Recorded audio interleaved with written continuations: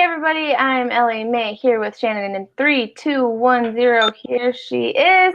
And we are live coming to you on this beautiful Monday. And our question today is, do you support Trump's decision to move our Israel embassy to Jerusalem? Obviously, this is big news going on today, a lot going on regarding this. And we are taking your calls live. We are taking your comments and throwing them on the screen so we can discuss them. Ryan is already commenting. So I guess I'll just start off by asking Shannon, what do you think about this? So I am not a fan of the decision to move the embassy to Jerusalem. I think that, Jerusalem is literally a city that has been contested for millennia by different religious groups. And I think it is naive at best and maybe overtly aggressive and anti-Palestinian at worst to move the U.S. embassy to Jerusalem without having any sort of factoring in of discussions about a two-state solution, discussions about a peace treaty, engaging with the Palestinian authorities. Obviously, I hope I'm wrong. And I know there's an argument that people say by shaking things up like this, infusing something new, drastic into the situation, that might actually kickstart developments in peace discussions. But from where I'm standing, it feels like it's something that Palestinians will see as an affront to their sovereignty and an affront to, basically the U.S. is just siding with Israel against them.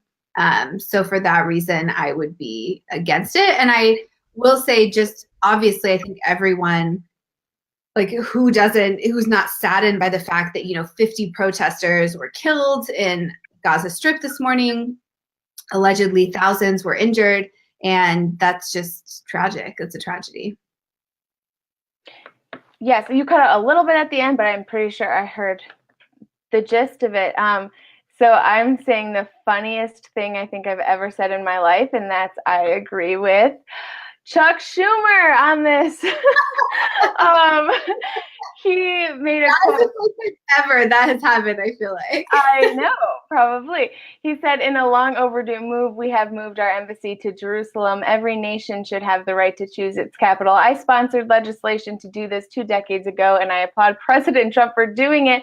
That's the craziest news of the day, actually, is that Chuck Schumer, in the same breath, said, I applaud President Trump for doing something. That is crazy to me. So yes, I am happy about this. And a lot of our commenters are, it looks like pretty split down the middle.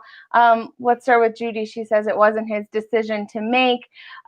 People are saying HE double hockey sticks, no. HE double hockey sticks, yes. For some reason, this is bringing out that word a lot. That's kind of funny. Charlie just says flat out yes. And when you guys comment, totally elaborate, and we can discuss why yes or no. So yeah, I think this is some big news. I have a picture here of Ivanka showing the unraveling of the curtain behind the new embassy. So I guess we're just, recognizing that it's their capital. And of course, there is protests going on as usual with both sides fighting each other. And it's tragic. It's horrible. And I hope that there can be peace. And definitely hope that can eventually happen. I honestly, to be quite frank, I don't see peace happening anytime soon with or without Trump, with or without Netanyahu, with or without whoever. I just don't. But Donald Trump his administration says they are open to a 2-state solution, which Shannon and I did talk about I think last week, we were saying that probably won't happen because of Netanyahu probably not being for that whatsoever. So, yeah, I don't know if you want to go more into this or if you want to take calls or. Yeah, I think call the number up ahead. Let me make sure it's sending. We also have voicemails, but I can't do that.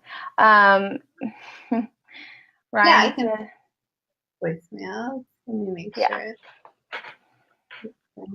Yeah, I mean, it's, I saw a lot of news organizations were juxtaposing that image of Ivanka and Stephen Mnuchin at the next to sort of scenes from the rioting going on. Yeah. You know, it is hard to stomach the idea of, so basically most of the protesters were unarmed, and the Israeli military said, well, there were Hamas-backed militants, some of them who were armed, who were there among the protesters. However, they did not say that any shots were fired by the Palestinian protesters or that the Israeli military suffered any enemy fire. And it's just really hard for me to stomach the idea of unarmed protesters who, you know, the conditions of their life are really bad. Like the economic conditions in Gaza and the West Bank are really not good. And not that, I mean, obviously it's like a much larger scale thing, but unarmed protesters and then police firing on them with like real live rounds and killing people. That's really hard for me to wrap my brain. Like, that's just so sad. That is so sad, you know, and I understand all of the background and everything behind it and the history of this. But that just is really tough. Difficult. I see Ryan has a lot of comments about how basically the Palestinian Authority, and before that the Palestinian territories, and basically most Arab nations in the Middle East have historically refused to recognize Israel's right to statehood, even, you know, well after the Israeli state had been created. And I think that is an important point. There was actually a really interesting article or editorial in The Atlantic today by a pretty liberal Israeli activist. And his point was that basically on both sides refuse to fundamentally, like, to ideologically acknowledge the legitimacy of the other side. So Palestinians, just their government and a lot of their people just refuse to acknowledge the legitimacy of an Israeli state. They think it should never have happened, and they want to see it go away completely. And he even went back further and he said, you know, Palestinians refuse to like fundamentally acknowledge the right of Jewish people to be in this land. And he said, similarly, on the Israeli side, there is this fundamental belief that like only Israel and the Jewish state has the right to Jerusalem, has the right to these lands, and that the Palestinian people do not belong there. And in fact, Golda Meir, who is I believe the fourth prime minister of Israel, she even had a quote where she said, look, there is no Palestinian state. This is Jewish land. There is no such thing as Palestinian people. So I think on both sides of this argument, you have this fundamental disagreement, this fundamental ideological clash where not even that they're disagreeing like, oh, move the border here, like East Jerusalem goes to Palestine, or no, it should be all. Fundamentally, both sides are saying, or at least a faction of both sides, the other side doesn't even exist. Like they're not even acknowledging the legitimacy of, you know, either side to be in that area. And to me, I mean, I am obviously pro-Israel, and the reasons are because, for one, I will say this as a disclaimer, I do not agree with everything their government does, just like I am very pro-American, but I don't agree with everything our government does. But Jewish people, Israelis are not allowed in certain Palestinian areas, but it is not the same both ways. So Palestinians are allowed in Israel, and they can live in Israel. You know, there are Arab Muslims who work in every area of government in Israel, and it's just not vice versa. And so I appreciate Israel in their efforts to have a diverse government, that they are, you know, women have equal rights, there are gay rights, that there are every type of religion is in every profession essentially in Israel. You have professors, doctors, police officers, judges in courts that aren't just Jews, they are everybody. And I think that is amazing, and that's progress to me in the Middle East. And so, I think that is a really good thing. And so I really hope that there can be a de-escalation of what is going on there right now, because it is so horrible. And the way we see things are just, it's just terrifying. And like we were talking on the phone earlier, we were like, we take it for granted that we live in a stable country. Like this is happening right now in people's lives, that the fundamental beliefs are being, you know, there's violence reacting to violence because of people's fundamental beliefs. It's not just about this or that, disagreements on Trump. It's their core being is being threatened on both sides, and that's just terrifying. I just see one side is a lot more tolerant than the other. So, however, in Gaza, it's a little scary. But I don't know if that caller hung up or they are. Oh, I think they called back. Caller from Kentucky. Hi, this is Ellie and Shannon from Soapbox. Caller from Kentucky, what do you think about this? The movement. Go ahead. I think it's a good idea because it's been long overdue. All these other presidents promised to do it, and nobody's really did. I think it's about time. Do you think it will help or harm the ability to have a peace treaty between Palestine and Israel? I think it's going to help.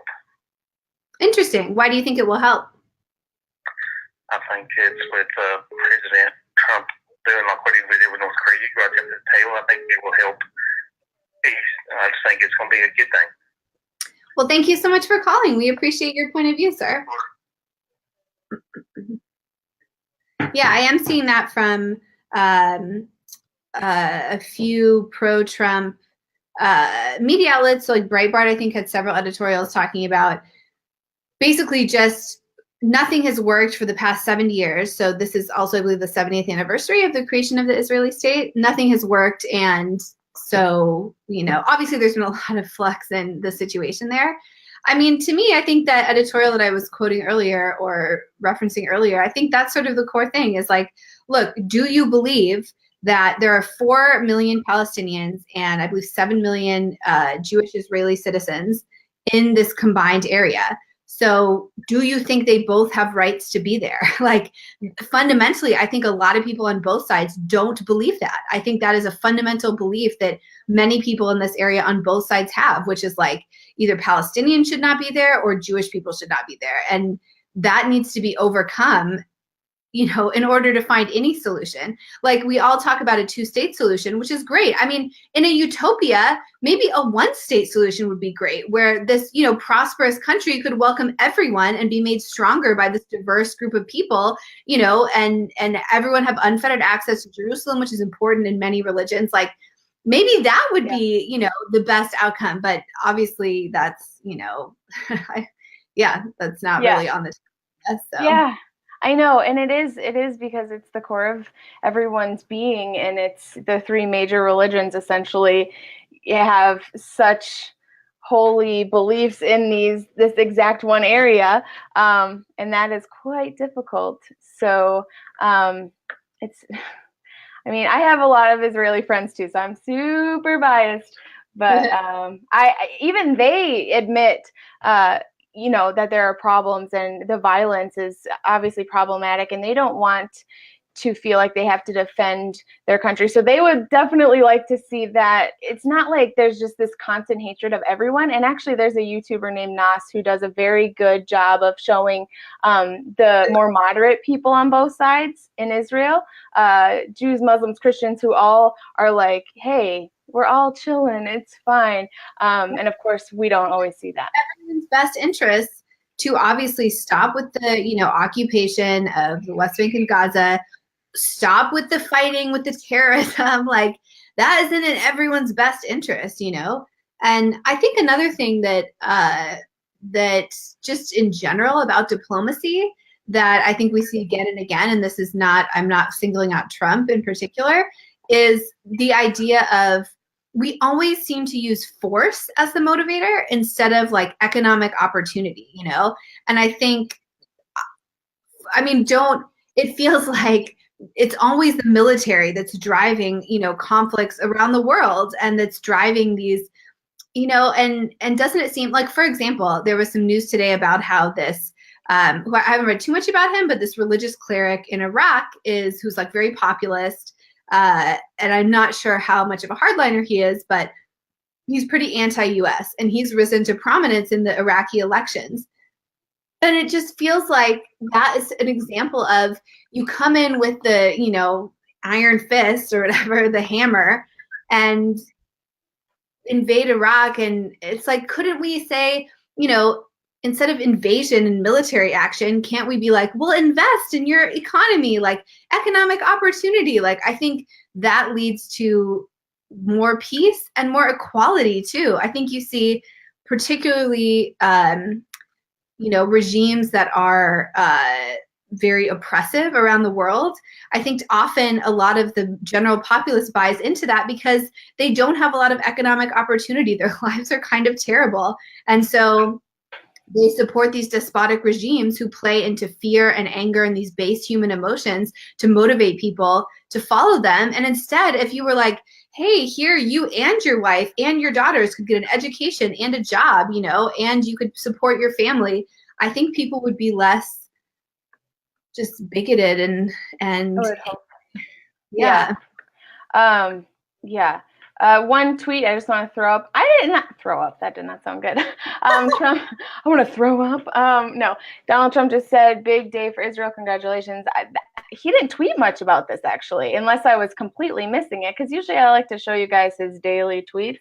And they usually, go ahead. Let me take caller from New York. Hi, this is Ellie and Shannon, caller from New York. What do you think about moving the embassy to Jerusalem? I think it's about time. You're the second caller who thinks that. Now tell us, do you think this is going to help or hurt peace efforts between Israel and Palestine? I don't think it really matters. I mean, it's Israel's land. It has been for 3,000 years.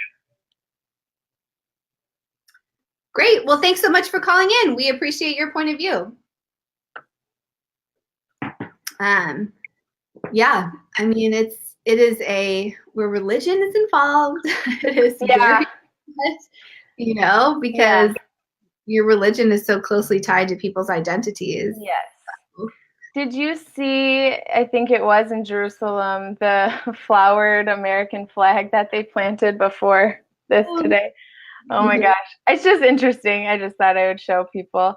So that was in Jerusalem today, or yesterday, or this week, I guess. And then the sign, you probably can't see it, but behind the flower garden, there is something that is promoting Trump too. It's just interesting. I don't know if I get bothered by really close ally relationships or if I like it. So it's like a bittersweet thing to me. Where it's like, yay, but at the same time, I'm like, I kind of just want America to do their own thing. But at the same time, I'm like, yeah, we have to back our allies. Anyway, so this is a picture of Tel Aviv where the embassy used to be, just for context. So that's a picture of Tel Aviv. I mean, the embassy wasn't right here, like where the palm tree is, but that's the city. That's the main beach there. And then now, of course, it's moved to Jerusalem. I don't have, besides this picture of Ivanka, I don't have another picture of it, but just providing some context. And then here is Jared Kushner, who I think is an Orthodox Jewish person. I'm not sure. And Ivanka is too, though, right? I don't know. Anyway, they are on their way. Yeah. This is them on their way. So just showing you guys the historic moments. Whether we agree with the decision or not, it's historic. So it's pretty crazy. We should have, do you have any pics of I feel like we should show the protesting as well. I do have, let me see, 1 second. I will get one in 2 seconds. Yeah, so there, I actually don't, sorry. Yeah, and I thought I did. I'm really sorry because I definitely think that's important as well, obviously. Yeah, so that was really, really bad. This is unknown. I'm like a little hesitant to pick it up, but let's see. Hi, where are you calling from, and what do you think about moving the U.S. Embassy to Jerusalem?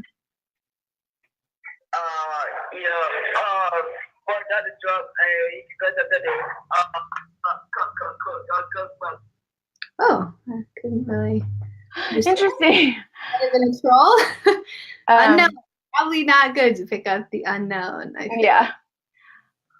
Okay. So one thing too about the pictures of the protests / riots is they look, I think, now this is weird coming from me, but they just paint the protesters in a very bad light because it just looks so violent and like burning certain flags that are just like, I don't know. It's very, but I'll try to get one up here. It's just, Yeah, no, I mean, here. people can look it up for themselves. Like, obviously, all Yes. countries, including, you can see all these pictures.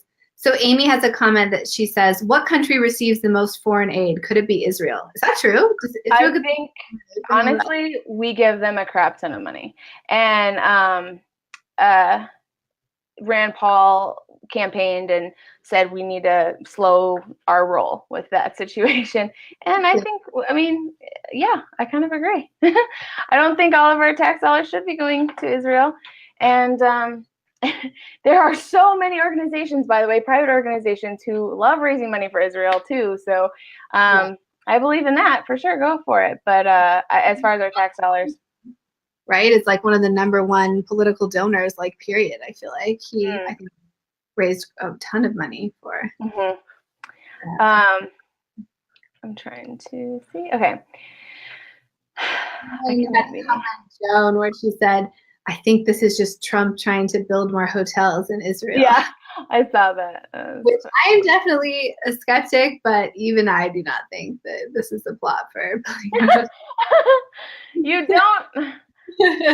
I think really thinks this is the right thing. I also think, his base, a lot of his base supports very strong alliance with Israel. And so, I think this is a big part of his platform. Like, yeah, it would be. This is, I mean, it says the Times of Israel. And I think the Times is actually, it's not like super conservative or anything. But this is one picture I found. I think that is it's from May 14th.